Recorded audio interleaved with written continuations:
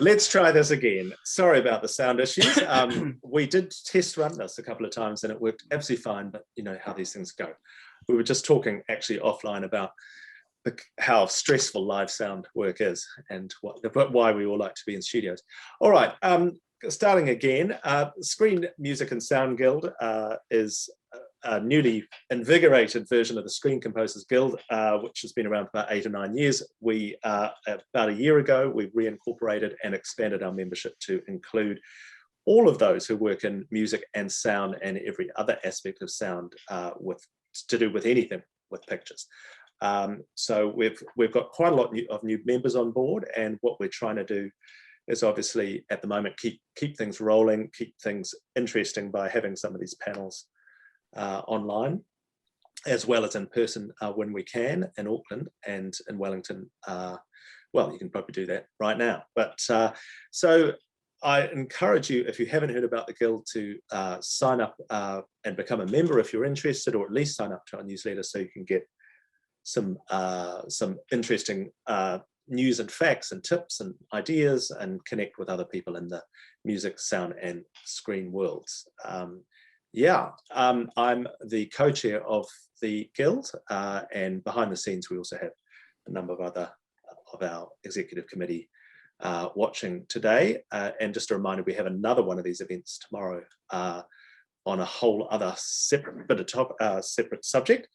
So today we're going to be talking to the team from Native Audio, Nick Buckton, Jordan Smith and Brendon Morrow, about their work on the premium TVNZ series, The Panthers, which has just been released, and to general acclaim and lots of cool press and some great reviews.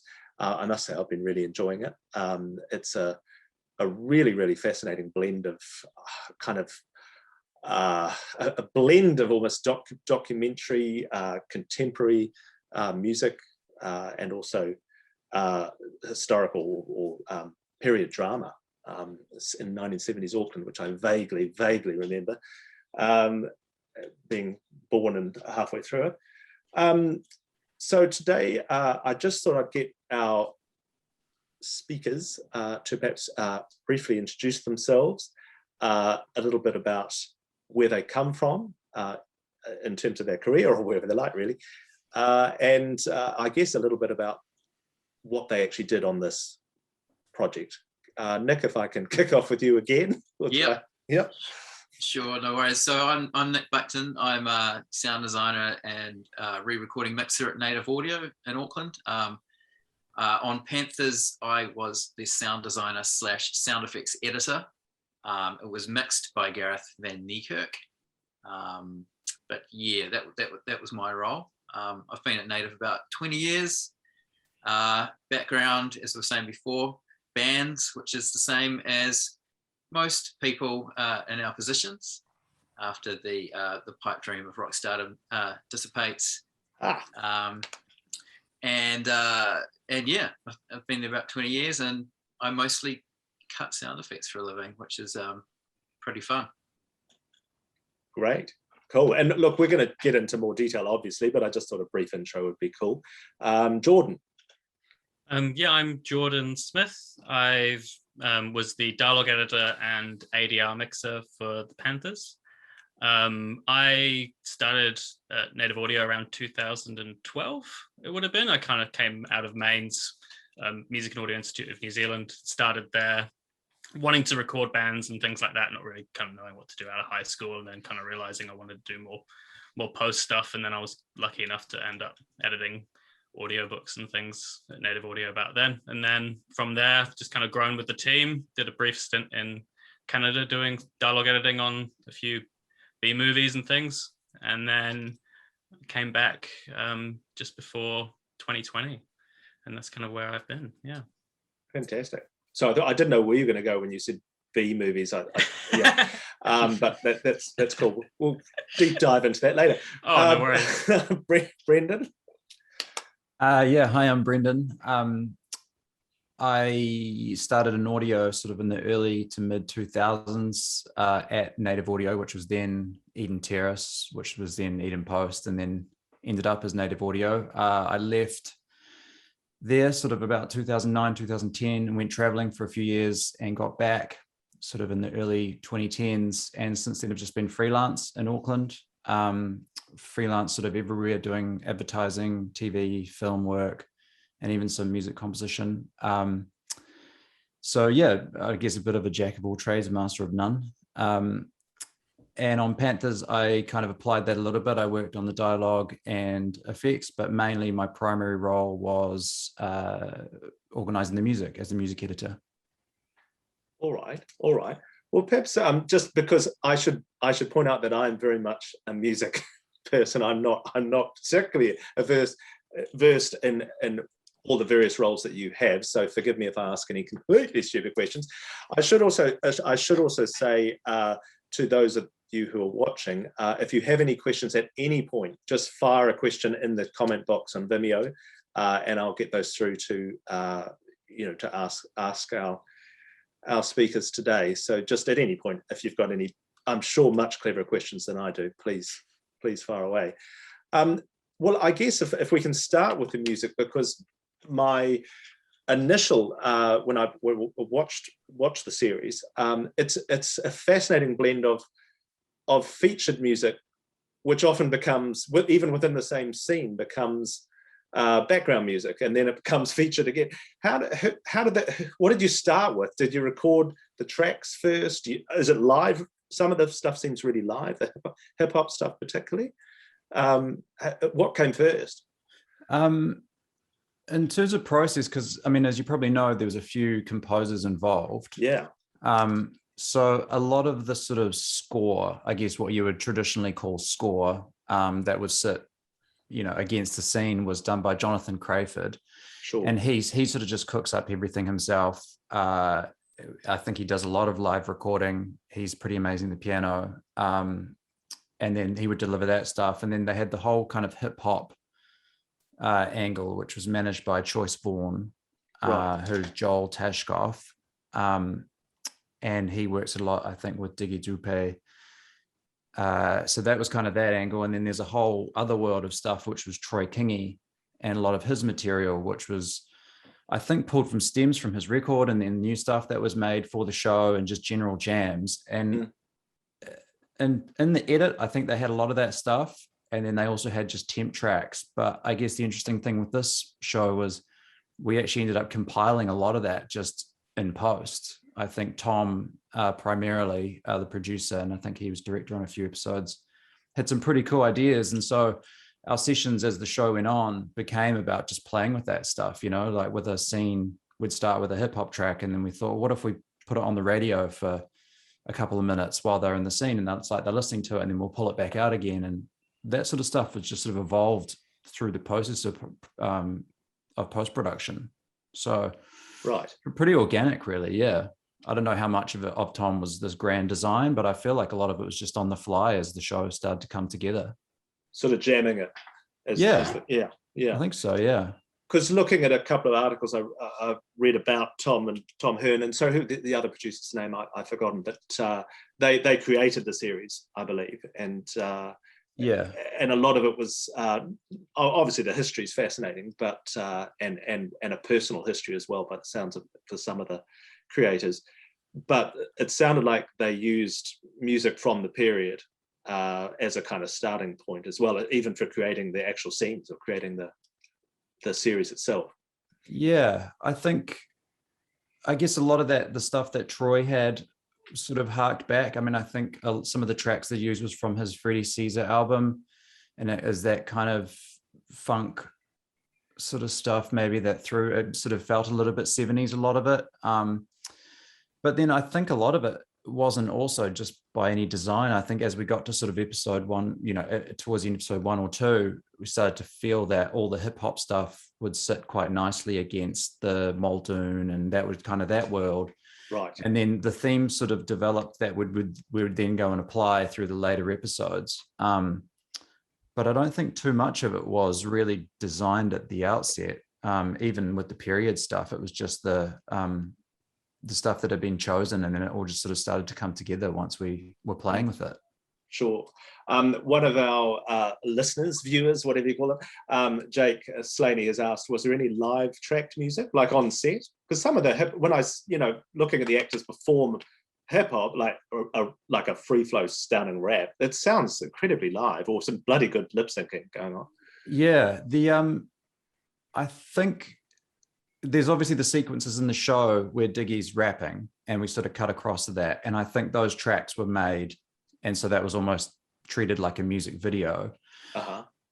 There's a couple of moments of set with, a guitar or something on set, but I don't think there was any real music that was sort of recorded on set, and then that became the center point, and then we built around it. But we did, do a lot of live stuff. Me and Jonathan went out to Manarewa High School and recorded a choir, which was pretty cool, that then he took away and sampled, and that became almost like an instrument that featured a lot in the show. And at the end of the last episode, there's a bit of a musical component. But yeah, in terms of the stuff that he might be referring to, that Diggy stuff, that was more just music video style. Right. That was with tracks that were already made. It was very nicely done, because I was just because I knew we were going to have this conversation, I was really watching. It's a very clever editing as well, but just in terms of the really feels nice and quite seamless when you transition into the. I think as an idea, it could almost come off jarring, but the way that they managed to treat it and you go in and out of that world, it really does work. No, very clever. And in terms of working with multiple composers, so there were three, weren't there? Was Jonathan Crayford and the three other artists? Or? It was Jonathan and then Joel. So that was sort of like, I guess, the score, and then the hip hop world. And then Troy was, I think he lives up north, and he was sort of supplying his stuff. He'd done a lot of the stuff at the outset. So he only came into the studio once, right. And a lot of his was just tracks. And then Tom just trying to chase him down for stems and stuff. That was pretty much the basis of it. But for me, I guess, as a music editor and being that conduit between, I guess, the sound post team and the mixer and the production and the composers, Jonathan was kind of my go-to. He sort of had, I think maybe he'd done a few films before, and so he had a good overview of, like delivering and just sort of what I might look to get. And he was in touch with a lot of the other guys a lot as well, because they were doing a lot of crossover. So at least for me, he was sort of my go-to. And then towards the end of the show, like, I was in touch with Joel a lot as well. But I think in terms of the general composition side, Jonathan was the main touch point for me. Right. Okay. Yeah. So just a lot. It sounds like a lot of wrangling. Oh yeah. Yeah. We had a giant Dropbox that's just full of. That was probably like one of the biggest challenges for me in terms of my role, was just file management and version management, and like, I guess, the labeling. A lot of musician stuff, and I kind of fall into this trap when I'm doing music as well. You sort of put on your music hat and take off your post hat, and everything becomes like version 4, no brass, alt end. Yeah. And they go like, oh, is there another version of that track? And you look at the folder and you just think, oh my gosh, which one could it possibly be? You never put final in the file name as well, do you? You do, but then you can always just go final. You just keep stacking them up. Final. For that. This is the final. Yeah, final last. Yeah. So yeah, the file management side was pretty big, but it all turned out pretty awesome, I think. No, it's an I can see must have been an enormously complex job of just liaising with all these different moving parts. How long was the whole project from beginning to end? You guys might be able to answer that. It was long, maybe 6 months or something. It was a little while, yeah. I think it took about that amount of time from, say, like the first turnover. I reckon it would have been probably about 6 months or so. I think everyone just kind of wanted to take a lot of care with it, was kind of the main thing. The producers were really keen on getting, the story right and the storytelling right, and they wanted us to be able to do a really good job as well. They kind of left the door open for us to be able to contribute that way as well, and so it was good. It meant we could kind of really kind of indulge ourselves a little bit, and they helped us do that, which was fantastic. I mean, what's unusual, even after the music was delivered to Brendon, he would then spend a full day, sometimes longer, on each episode with Noah and Tom, basically going through the music with a fine-tooth comb. And that's pretty, I've never actually encountered that way of doing things. Normally it's like, okay, music's signed off, goes to the editor, then ends up in the mix, and then we tweak it in the mix. But, you know, a good chunk of time was dedicated to each episode to get all those musical elements right in the room with everyone together, which I think you can hear in the end product, the level of care that was put into that. So quite a collaborative kind of creative process then throughout. Yeah, it was super collaborative in the music, especially by the end. It was that classic thing where at one we were just finding our feet, and by the time we were signing off the last episode, it was a well-oiled machine. And it was so collaborative. You know, we would hit sections, and I think by the end, the way that it was working so well was that sections wouldn't even be completely scored. You know, there would be I think I remember in the last episode, maybe the where they raid the Tip Top factory, and that whole section they'd had a few sketches for, but the whole idea was that we'd just bring some stems into our handover session and we'd just muck around with it in there. And so it was quite cool. It was, oh, how about we try that drum from that track and we'll put it here and we'll spin some delays off it, and then we'll bring in this hip hop that Joel has, and it became like a real collage that we were putting together in the studio. And it was pretty cool as well for me, because they sort of would value my input. Often, you know, you're just the guy who just pushes the buttons and you just action, but they were really cool at trying to, you know, my ideas, and could float those in there as well, which was cool. Yeah, that sounds nice. It sounds novel. Yeah. It was really cool. And so like Jordan was saying, just the full thing had a really good vibe about collaboration, and all ideas were welcome. And I think that means you get the best of everyone's ideas, you know. And obviously Tom and Noah sort of had the final say on whether the thing was working or not. But certain sequences like that are actually really, they're changing and they're quite dynamic, and it's not just a piece of score that's being slapped in there. And if you really pay attention to it, you can hear there's a lot going on that really does marry up to the visuals, and I think it makes those sequences way better for it. Yeah, and if you add to that, when you were doing those sessions with those guys right at the end, Brendon would have temp mixes of what I'd done with the sound design, and dialogue had been cleaned up by Jordan, and perhaps some Foley in there, which helped paint the full picture. So when they're making decisions, they can make informed decisions about, you know, maybe we don't need score in this bit, you know, because the fight scene effects are strong enough without needing it, and vice versa. So that just helped everything be quite informed in terms of decision making. Sure. Which again is something which normally happens in the mix, but if you get it to a really good point before it's gone into the mix, then everything's going to be stronger again. Question from the floor. Did you get much change?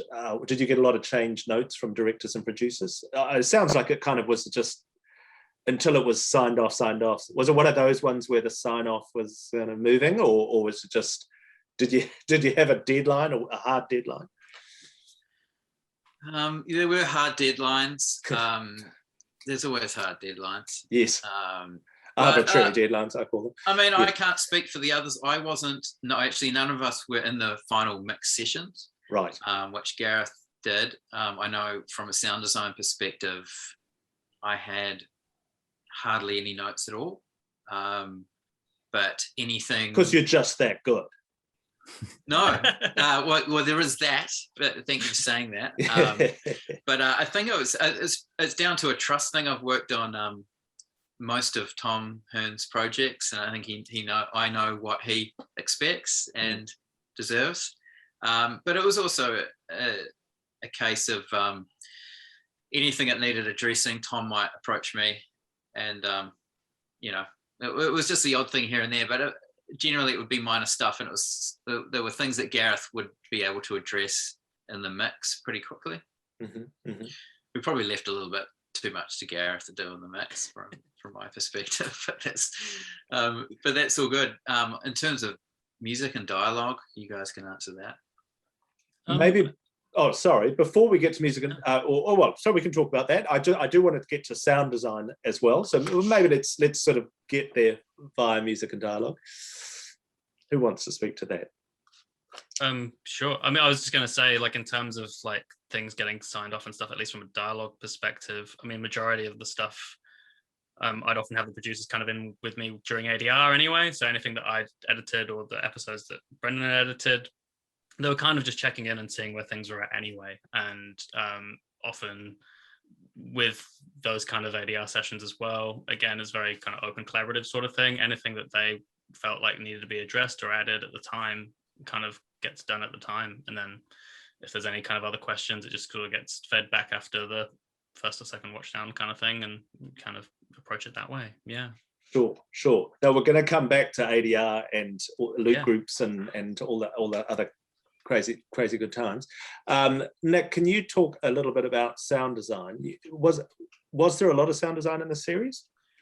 Well, I guess that brings us to the question of sound design versus just sound effects editing, which I can't answer that. I don't know, but there was, there was quite a lot of sound effects, obviously, setting the mood of that period of time and getting things kind of authentically of the era, that kind of thing. In terms of, I guess, what you could call sound design, where you're creating moods and textures using non-literal sounds, there wasn't a heap of that.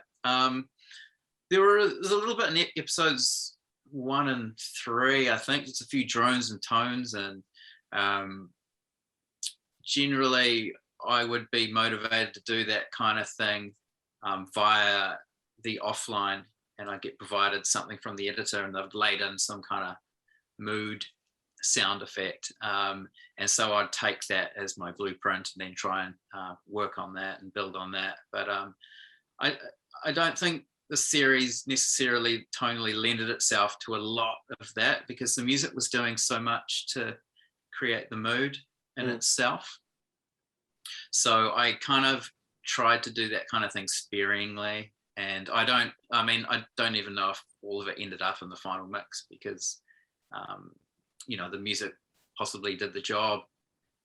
So there's a little bit of that, but it's usually I just kind of tried to create a authentic mood using, ambiences and that kind of thing, but without kind of stepping out of my lane and treading on. Well, that's always the question I ask in every single one of these, panels that we do, is that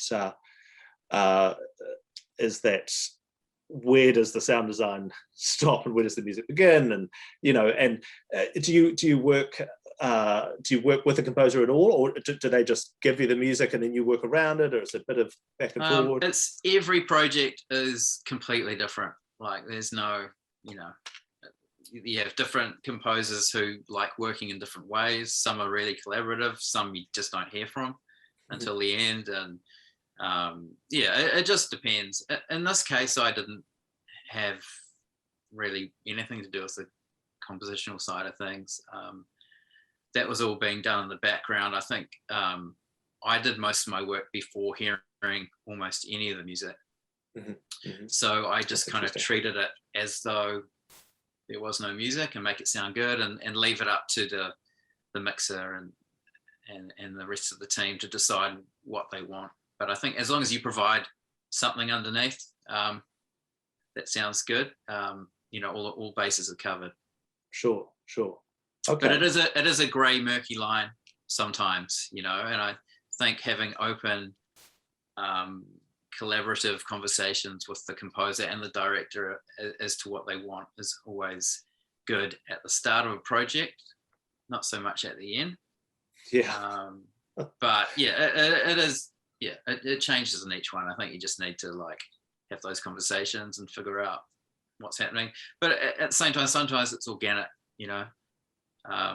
sometimes the score traditionally doesn't cover a mood that you're wanting. And I think sending whips to each department is pretty key in this point. I always encourage the composers to send me their whips as early as possible, which sometimes you have resistance to, which I understand because it works both ways. You don't want to present anything until it's finished. Perfect. And it's and that's understandable, but it does really help inform you as to what you need to do or how far you need to take a certain scene. Right. Okay, cool. Now, did you use any stuff from like featuring sound design or any original sound from the actual recordings? I mean, the actual live recordings on set, etc. No, not that I can think of. There was some car Was stuff, it? right? Remember there was that. There was a couple of things where the cars yeah. were great. That's true. Yeah, which is gold. Yeah, there was it was the police car, right? It's when Chelsea takes off in the police car. Yeah. And it's kind of like spluttering along the driveway. And that kind of thing could be hours of work and possibly need re-recording the car because it's really hard to fudge cars. But Soundy did a great job of recording that, so I could just whack that straight in. But it's not always possible because there's directors screaming and generators and crew and cars and wind and yes. Well, I guess that kind of leads into the ADR question. I mean, did you have to do lots of ADR? Was there tons and tons of tidy up needed, or there was a moderate amount of ADR? I think we try not to do ADR where possible. I think often we're kind of trying to get the most true performance that we can. We're quite lucky in that the sound recordist majority of the shoot was Craig O'Reilly. And so he would double boom everything, have lavs on everyone, and then he'd also record, like, he got in contact quite early on as well, actually, and we were able to kind of ask him to record wild lines to be able to, have something from the day as close to the performance, literally in time as possible. And then kind of resync that up and then hopefully get around not having to do ADR. In terms of the amount of ADR, there was definitely a few episodes that were kind of heavier than others, I think, in terms of that. But again, we try not to overcook it too much. Because it was recorded. There was some studio stuff. Was it all over the place, or there was obviously a lot of stuff out on the street and all sorts of location? I think there was maybe some sets, but majority I think was on location. Like I think particularly there was the Panthers HQ. I think must have been a location, but like that was the big hall sort of where they kind of all rally together. The one with like all the couches and things and kind of posters everywhere, and that had an incredibly creaky floor.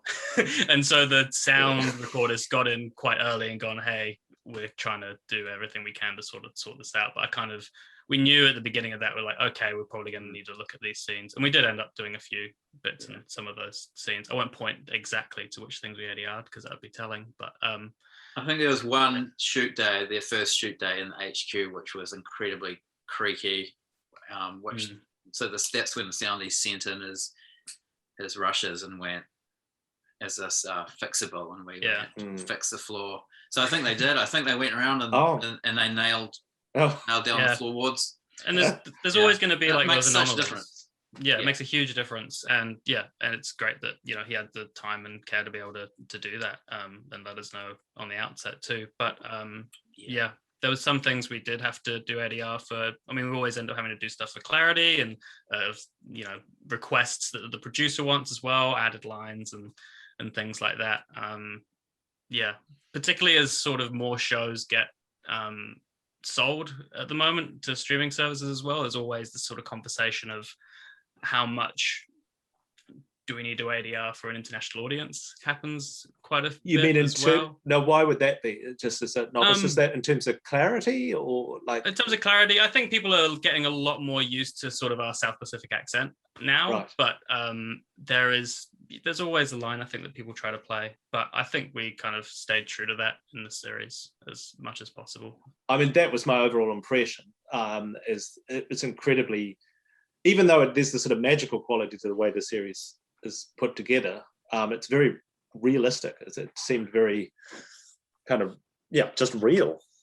I think that everything that kind of came together with that is kind of a combination of all our efforts on that front as well, particularly with Gareth's mixing, the way he was able to kind of sit everything, just kind of glue it in place. You just throw everything at him and it just say well, exactly, as Nick was saying, it's like you kind of supply the mixer with as much as you can, because at the end of the day, like Brendon was saying as well, you're sort of collaborating up to the very last minute. So if it's something that needs to be removed, but at least you provided it, get rid of it at that point then. And so you're just trying to have enough to create the world you want, even though there's parts of the show that was quite stylized. Yeah, better to maybe have more than less to work with. And in terms of working with, I guess in these sessions, we talked before about working to do sort of loop groups and their sort of crowd scenes and all that sort of stuff. How did that work? And did COVID affect any of the production, or was it kind of pretty? I think we were all right. You were all right. We kind of, there might have been, there was a level 3 maybe in the middle of some bits, but I don't think the production was like impacted, not in post for sure as well. But yeah, in terms of like loop group and stuff like that, we would do it in blocks. So you just kind of, when I do a dialogue pass, I'll kind of spot kind of areas that kind of need a bit more movement, things that might be worth grabbing for a music and effects mix, things that may not be covered in sound effects. You can get a lot of group sort of things in sound effects, but the idea with this show, I think, was just try and make it very much part of 1970s Auckland and the variety of different people that we have in Aotearoa. So it was worth kind of getting lots of different groups of people through. So we'd end up kind of doing blocks of 3 episodes, it ended up being, I think. We'd do a group where we kind of have all the guys being the police people, and then we'll kind of get other people coming in for the market and just trying to keep things as authentic as possible, because each kind of little peppering of stuff kind of helps build that authentic world that you're talking about. Sure. So what does 1970s Auckland sound like, I guess? And that's a question for all of you. Like the show. Like the show. That's what it sounds like. And I guess that means that to you guys. What about Foley as well? Like we need to talk about Foley. Who did Foley on this? Our team at Native did the Foley. So it was Sam Moore, and he took control of that, and did a really good job. There was a lot of group scenes, which is always the challenge. When you got 50 people on screen, who do you cover? You can't cover it all. Yes. Oh, you can, but it takes ages. I think, so it's, Foley with group scenes is always the biggest challenge, I think, and there was a lot of that, Right. Yeah. So, I guess I was quite interested, but you said cars before are tricky. Is it getting the right Holden 1972 whatever cop car or something? Yeah, pretty much. I mean, you just make sure you don't have any modern sounding cars, but when there's a hero car, make sure it's kind of relatively authentic, which isn't always possible. I mean, ideally we would go and record those exact cars, and it was mooted as an option. We managed to get by without needing to do that.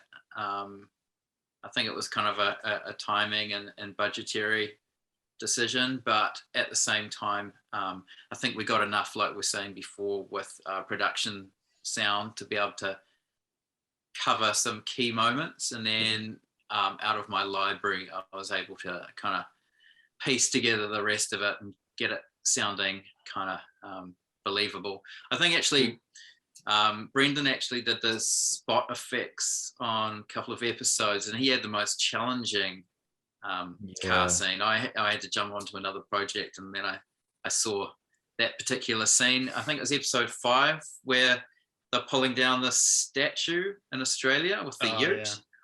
So I was like, oh, good luck, Brendon, over to you, mate. That took a long time to get that right. Doing research on what statues are made of to see, because it's really because they pull the statue down to the ground, and it's kind of like you need to make it heavy, but then is it metallic or is it kind of like, you couldn't quite tell. And then the VFX weren't finished, but there was a note at the bottom of the screen, sparks fly off statue or something, because they come around the corner, and then so I figured it must be some sort of brass or copper or something like that. And the car itself was really tricky because it was an old grunty van, and like Nick was saying, to have that option to record it would be awesome. but it was all happening quite thick and fast, and we couldn't get that. So I think actually that was actually one where I managed to pull a lot. I think I reached out to Jordan and I said, can you just pull everything you can for scene, whatever it is, and just send it to me? And then just trawled through everything that was recorded on that day, just trying to find stuff of that car. And it turned out to be really good. There were heaps of moments that I could use to pull out and then loop. And then that sort of became the basis of the car, which then you can beef up with some library stuff. That took a long time, that scene though. When I first watched it down, I thought, oh.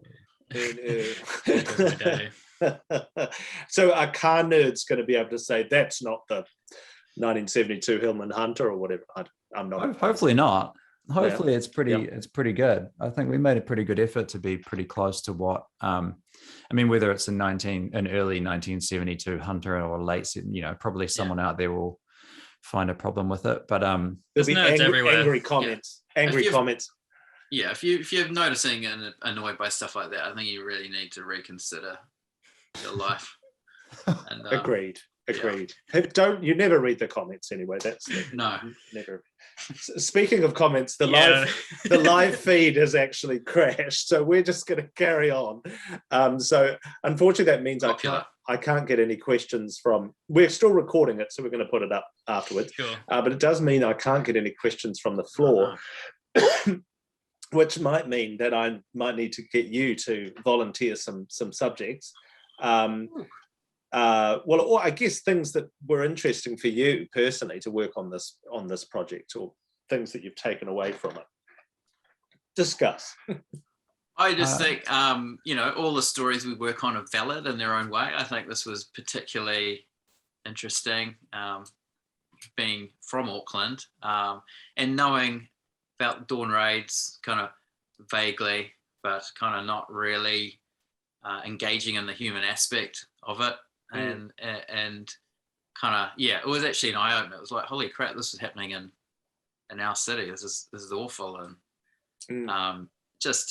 it was really interesting. It was a story that absolutely needed to be told. And and I think it's probably hit the mark in terms of telling it in a way which has made people a lot more aware of what was going on and how far society's come now, and also how far it's got to go. But it's amazing that in our lifetimes how overtly racist society was. It's just insane. I mean, that was the thing that it would shock any of us. Just like, oh my god, I can't believe people said that, or would act like that, or just not say anything when people say things that are profoundly unpleasant. Well, being white men, I think we're kind of like slightly outside the of course, we're probably lacking the awareness, so I think it's good to be informed, of our own education, because we don't get subjected to that kind of thing, whether it be overt or subtle, I mean, some people argue it's easier when it's more overt. At least it's there out in the open, rather than being kind of, I'm not really racist, but maybe it's another whole conversation.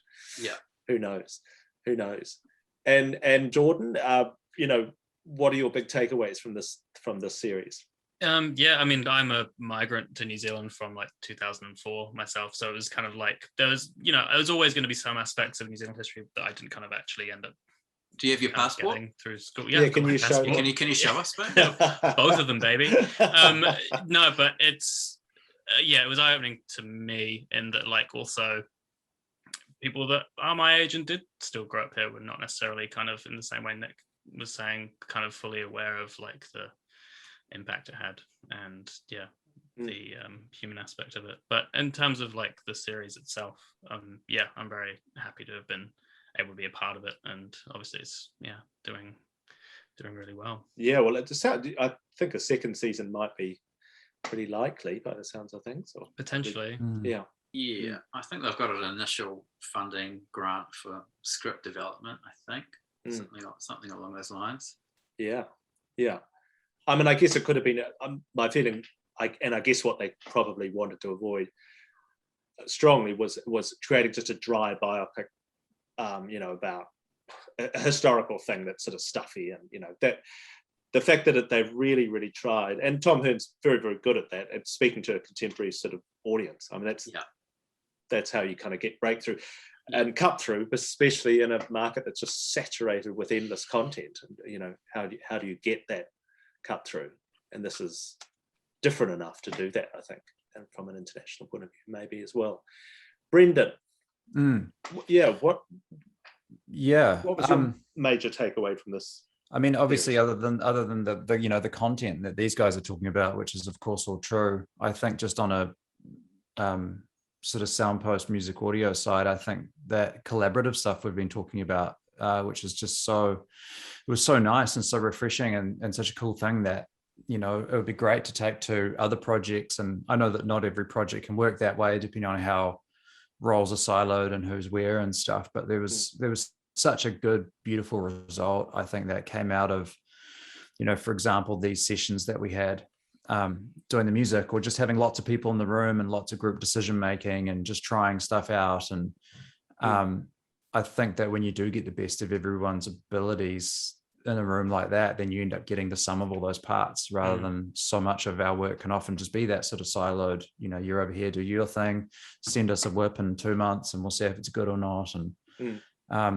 And I was going to say earlier on, when you guys were talking about whether, well, you had that question about whether there were many notes from production, at least in my case, like, it never really happened that way, which was quite nice. It was never like we ever sent anything and said, you know, give us your feedback on this, because all the decisions were made in the room and things were tried at the time. And I think, at least for Gareth, that was really good, giving him that stuff for the mix, because then he could be confident with however the music was playing is kind of what was intended.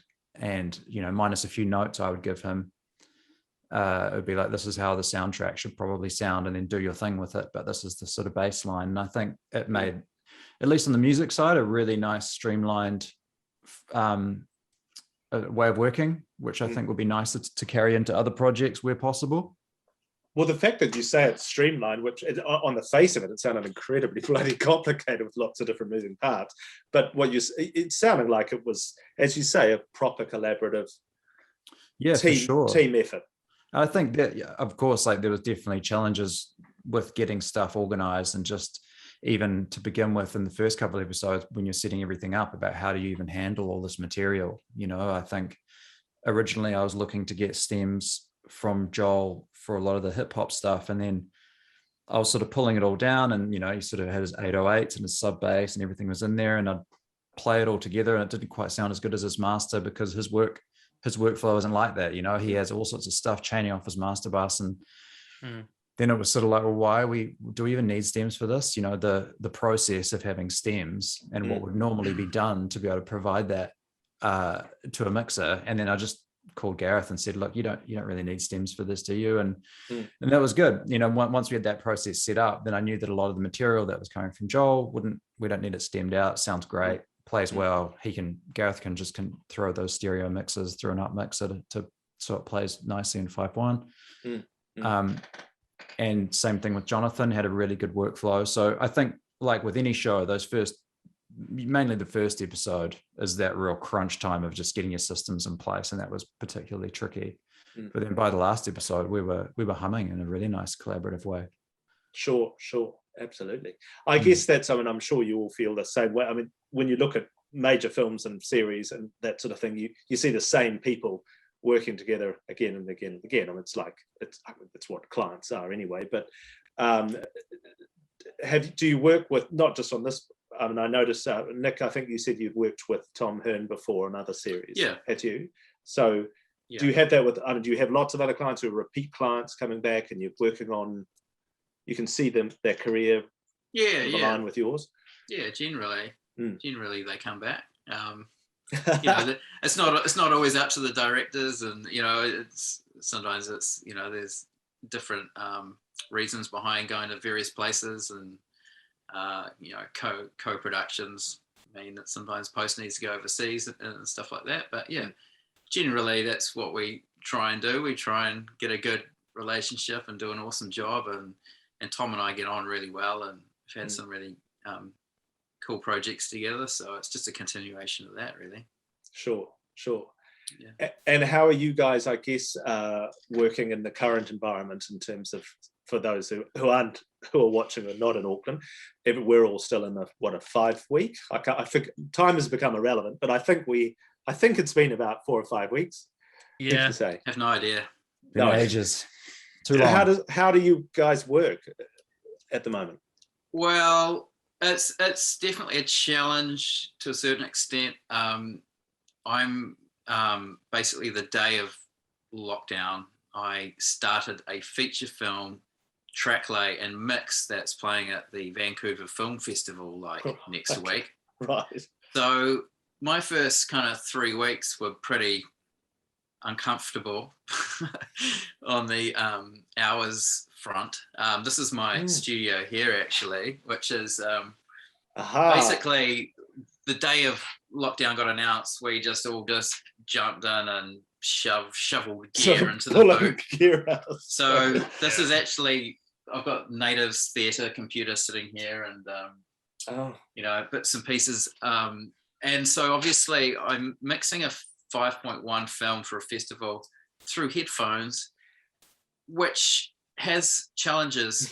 But what I've had to do, so I've basically track laid it and mixed it in stereo, but my session is 5.1, and I've kind of folded it down on the master bus, and I'm listening through headphones, obviously, which is stereo, but I've used my eyeballs and experience to mix the ambience and music kind of around to a level that I think, intellectually should sit about right. And then I've sent my mix to a friend of mine in Melbourne, guy Simon Rosenberg from Windmill, who mixed a film for me a few months ago called Nude Tuesday. And I basically gave him a day. I sent him stems, 5.1 stems, and said, make it sound good in a room. So I had 1 day just to give it some broad strokes, make sure it's like the first ever screening of 5.1 isn't in the premiere in Vancouver. There's not a thundering sub bass that you can't hear on your headphones. Everything. Yeah, but he actually said it wasn't too bad. So that went off last night, and now I'm doing a short film that's playing at the New Zealand Film Festival. And all on headphones. You don't have any other monitor at all. I do. I've got really fancy speakers just there, but they're huge. And given that like 90% of what I'm doing is track laying, sound effects, I wanted 3 monitors, as you can see, because I'm greedy guts, and I've sacrificed speakers for screens because I didn't have enough room for both. Well, I did, but then I'd be looking up like that the whole time, and my neck is problematic. So, and I've got really nice headphones. I've used these for years, so I feel like I can get away with it. You don't use any of those, that software that simulates different rooms and all that blah blah blah for headphones? I don't know. No, I don't. No. I'm just wondering if anybody does use those. I've tried them, but they're kind of, you're always sort of guessing, well, what room's this? At least you kind of like, for me, the way I'm working at the moment is I kind of have to I've set up a room. Same with Nick. It was just sort of like, we've done it before last year, just like rip everything out at the 11th hour, grab a suite, everyone, and take it home. And because we're lucky enough that we kind of don't need to have great setups at home because we work in the studio. That's what that's for. We just kind of, frankly, making do. Like, you just kind of have to work with what you've got, and then just know and kind of trust your instincts a bit. And then with stuff from what Nick's doing, is you have someone else that you trust to kind of help you out a little bit as well. I think that's kind of the thing you can do. Yeah, exactly. I mean, it sounds like, though, if I need a small, boxy kind of room sound with a really horrible sounding wave, your room sounds perfect for that. I'd be like, I'll just get you to record some voiceover. I chose it for that, just so you could really bring up that resonant frequency of this white wall. And so, Jordan and Brendon, what are you guys working on? Are you working on some of the same projects or different projects now? We're on different things. Different things? Different things. I'm, because obviously I work in a freelance capacity, and I work for these guys a bunch. I I helped Nick out on the feature that he was talking about, doing some dialogue right at the start of lockdown. And luckily, just by pure chance, I had done a big upgrade on my room here at home a couple of months ago. And so that was pure chance. And it meant that I was kind of good to go. And it was really lucky. And I am also doing some remote freelance stuff for an advertising studio because one of the engineers is having a baby. And so I just sort of took that over. So doing lots of remote Zooms and Source Connect ups and that kind of stuff, running it all from here. And it's all good. Obviously, it's nicer to be in the room with everyone, but it is what it is. Well, life goes on. Life goes on, doesn't it? Yeah, I mean, we're quite lucky that we can actually, work in some capacity because a lot of people I know can't. So, I mean, Yeah, absolutely. I've always said all we do is move zeros and ones around anyway. We can do that anywhere. I mean, obviously, monitoring in a nice room is good as well. And Jordan, what are you up to? I've been dialogue editing on a short that Nick's working on at the moment, and there's some other kind of shows that are more kind of, I guess, factual series and things like that. So luckily I'd mixed the first couple at the studio, so I was kind of able to trust what I'd already done was kind of right in my templates and kind of things like that. So it's not like particularly mission critical sort of work at the moment, but it means that I can kind of trust what I've already laid through and do that really. So I've just been doing like live HD watch downs with the producers for those and just streaming that through Source Live, which is Source Elements product, and just kind of playing that down to them and then going, yeah, great, turn that up, turn this down. And it means they're watching it in the environment that it's ultimately going to be watched in anyway, which is in their lounge. So you can kind of like trust that it's probably going to be fine. So yeah, I think I was lucky in the type of work that we've kind of got coming through right now. And again, same with Brendon, there's a couple of VO records here and there too and things. But yeah, we all kind of have to wear different hats for different jobs at the moment. Yeah, absolutely. And hopefully next week, I don't know what level 3 means for our lot, but I guess maybe back in the studio, don't know. Yeah, it means that we can go back if we have to, but we won't have clients. So not necessarily a bad thing. Always. No. Yeah. No. Well, yeah. As long as they get paid. Yeah. Yeah. So it'll mean I can go back and then get this film that I mixed here and get it right for the next screening. Sure. And get it done properly. Sure. And stuff like that, and the solitude of my own room. Exactly. Are there any, just before we wrap this up, is there any aspect of the Panthers that we haven't covered or anything else you want to mention? Otherwise we can wrap it up and then we can put this live, or not live, for the people who were trying to watch this before.